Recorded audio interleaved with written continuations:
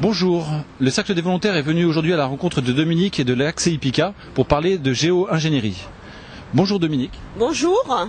Alors est-ce que vous pouvez nous expliquer en quelques mots ce qu'est la géo-ingénierie?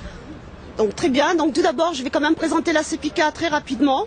ACCEIPICA, ça veut dire Association citoyenne pour le suivi, l'étude et l'information sur les programmes d'intervention climatique et atmosphérique. D'accord, ACCEIPICA. La géo-ingénierie, c'est une pseudo-science pour refroidir artificiellement le climat par des épandages aériens d'aérosols qui contiennent des microparticules chimiques, d'aluminium, de soufre ou de barium. C'est une science qui vient un petit peu d'origine américaine. On a des personnages comme David Cave ou bien Ken Caldera. Des associations comme the Association for the Advancement, the American Association for the Advancement of Science, qui soutiennent ça, ainsi que la Royal Society de Londres, mais aussi le Council of Foreign Relations, donc le CFR, et financièrement également soutenu par Bill Gates. Donc c'est une science qui vise à bloquer un pourcentage du rayonnement solaire par des interventions très risquées à grande échelle dans l'atmosphère, la stratosphère et l'espace extra-atmosphérique.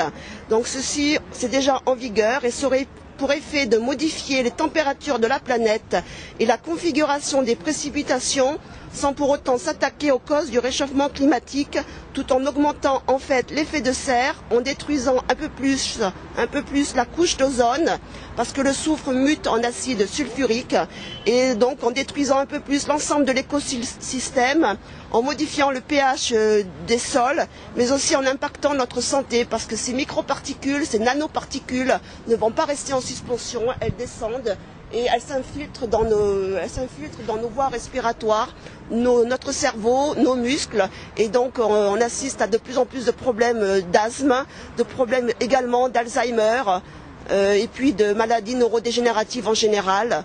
Et ça ne va en rien régler le problème, au contraire ça va augmenter l'effet de serre, parce que tous ces sels hygroscopiques et tous ces aérosols, ça va entraîner des problèmes de sécheresse, réduire les précipitations comme je le disais, mais aussi augmenter l'effet de serre, c'est-à-dire la vapeur d'eau, parce que l'effet de serre c'est aussi la vapeur d'eau, et c'est pas seulement le CO2 qui est responsable, ce sont ces manipulations climatiques qui perdurent depuis les années 50-60 sous couvert du secret défense. On sait également qu'il y a la convention EDMOD 1977 qui autorise les manipulations du climat à des fins pacifiques.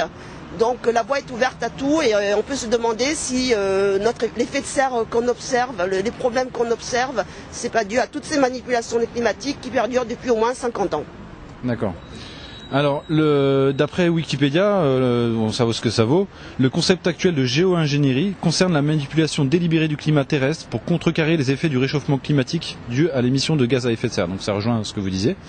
Est-ce que ça correspond aux chemtrails dont on entend parler sur Internet? Alors, chemtrails, ça veut dire chemical trails, mais nous on ne parle pas de chemtrails, on parle de épandage aérien clandestin.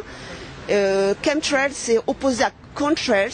Contrails, c'est les traînées de condensation. Qu'est-ce qu'il faut savoir? C'est qu'un avion, quand il vole, en fonction des conditions d'humidité, etc., laisse derrière lui une traînée de condensation. La traînée de condensation, normalement, s'estompe assez rapidement. Nous, ce qu'on dénonce, ce sont les traînées de condensation persistantes qui sont en fait des manipulations du climat. Donc ces traînées de condensation persistantes s'étalent, diffusent et forment un voile nuageux artificiel qui voile le soleil. Donc depuis pas mal d'années, nous on a observé ça surtout depuis 2002, et ça s'est empiré depuis qu'on est rentré complètement dans l'OTAN. Donc on observe donc un ciel en permanence voilé. Il y a des avions qui travaillent par deux et qui larguent des aérosols qui défigurent le ciel. Le ciel ne ressemble à plus rien de ce qu'on connaissait de notre jeunesse. Certes, il y a une augmentation du trafic aérien, mais ça, ce n'est pas la cause principale. La cause principale, c'est ce qu'ils mettent, c'est ce qui vaporise au niveau dans les traînées de condensation. D'accord. Alors c'est vrai que depuis quelques années, le sujet est évoqué sur Internet, mais beaucoup de gens disent que c'est un sujet entre guillemets complotiste. Alors que il semblerait que des compagnies aériennes ont reconnu que certains de leurs avions étaient utilisés pour ces expériences de géo-ingénierie. Bon, d'abord, la géo-ingénierie c'est tabou, hein, et même les journalistes de Météo France, ils vont nous faire croire que les traînées qu'on voit des avions, c'est des voiles nuageux. Que les avions laissent des traînées de condensation, certes, et que les bateaux laissent des traînées de condensation, certes, mais il faut arrêter, peut-être qu'ils craignent pour leur place, d'accord, parce qu'ils travaillent pour Météo France, mais il faut arrêter là, parce que maintenant ça devient très grave. Maintenant on n'est plus à se dire c'est tabou, c'est secret défense, maintenant c'est toute la planète qui est impactée. Il y a des pays où il va y avoir des problèmes de sécheresse terribles, il y a des problèmes de santé qui émergentes, plus en plus d'autres problèmes de santé, les gens ils inspirent tout ça, donc il faut arrêter d'avoir chaud pour ses fesses et il faut penser à la planète, il faut penser à nos enfants, parce que c'est pas avec tout l'argent là qu'on va vaporiser dans le ciel qu'on va régler les problèmes d'émissions à effet de serre. Il faut prendre le problème différemment et pas en nous mettant un cataplasme sur la tête. Alors, si vous pouviez donner, parce que c'est vrai que les internautes ont besoin d'éléments de preuve, des noms de compagnies aériennes qui ont reconnu, qui participaient à ces expériences de géo-ingénierie. Alors en effet, donc c'était la question préalable. Donc on sait qu'il y a Evergreen, et puis en même temps on a constaté qu'il y a des sociétés low cost qui sont impliquées là-dedans. Il y a des sociétés low cost et moi j'aurais souhaité que la police des polices enquête là-dessus, parce qu'on a quand même des gens dans la police qui sont intègres et on a besoin d'eux. On a besoin aussi que les militaires nous soutiennent et on a besoin que le gouvernement se réveille et on a besoin que les gens du développement durable se réveillent également et ouvrent les yeux et arrêtent de marcher sur le chemin du CO2.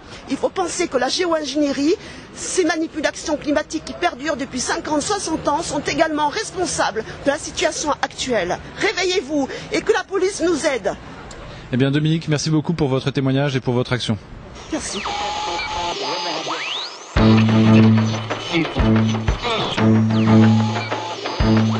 Thank you.